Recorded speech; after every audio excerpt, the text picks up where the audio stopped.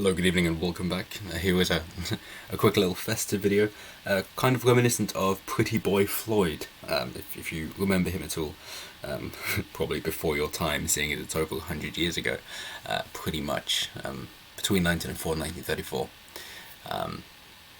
But towards, well, in the late 1920s, 1930s. But the story in hand to begin with is bearded Colorado man robs bank, gifts money, yells Merry Christmas. And yes, he has a white beard, which is wonderful. He's been arrested. Doesn't seem like he really cares. He's a older chap, and he's basically just thinking, it's Christmas. The banks are taking too much money.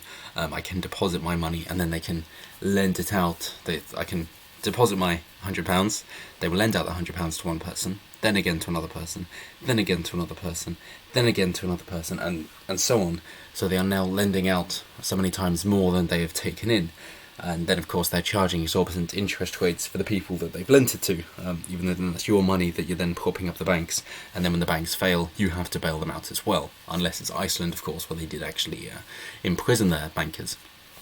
But nonetheless, he's probably taking it upon himself as a Robin Hood kind of gesture. Not that I should be putting motives onto him, but it does seem very festive, especially given the white beard. And if he was freeing people from prostitution as well, then he's even closer to St. Nicholas.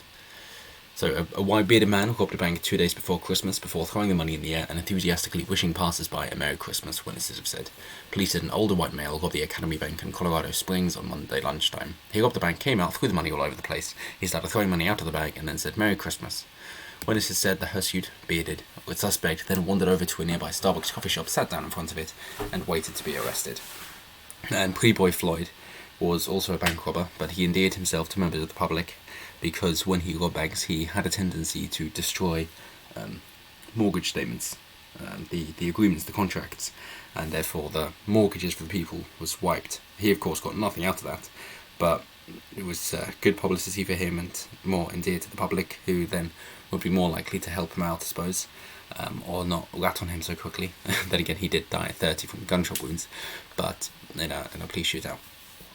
But it was that little gesture, nicknamed Robin Hood at the time as well, which goes back so long in British folklore. The idea of taking from the hoarding government, the tax man, and then giving back to the poor people, kind of tax rebates, if you will. That's the Robin Hood story. It's a very libertarian story, if you will. I'm trying to say, well, yeah, we should shrink down the government.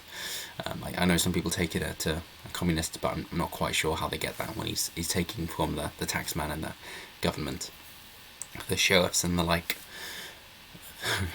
of Shitwood. Yes. And then the BBC goes on to say, in a particularly festive gesture, the passers-by are reported to have scooped up all the money from the street and taken it back inside the bank. Maybe they did. I only got a tenner. So here's the tenner back.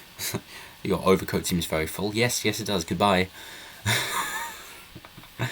But I don't think that's particularly festive, is it? Or is that just me being greedy and not trusting banks and not liking them, to think that, hey, that this guy's done the crime? You think that are you concerned you're going to be an accomplice then? That you should, oh yes, we must give this money back to the banks because they deserve it more than us. So, well, you use banks, but you understand that they're crooks, and it's only a matter of time before they are found out. As the old saying goes, old bankers never die, they just lose interest. And that's exactly it, because what is the interest really? Well, it's taking out, it's lending it to people, and then they're paying it back at exorbitant rates. And yes, I understand investment is obviously profitable and good to get people to have businesses off the ground, but more often than not it's for things like mortgages, and we all saw how badly that crashed before, even though it's the same old system yet again. So get ready for another housing crash, especially in the UK with a lack of immigration, if the Conservatives actually go ahead with that. Let's see what Barbarian Pretty has to say.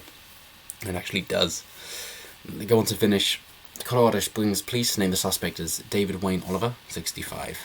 Good old pensioner. He is not believed to have had any little helpers. How delightful.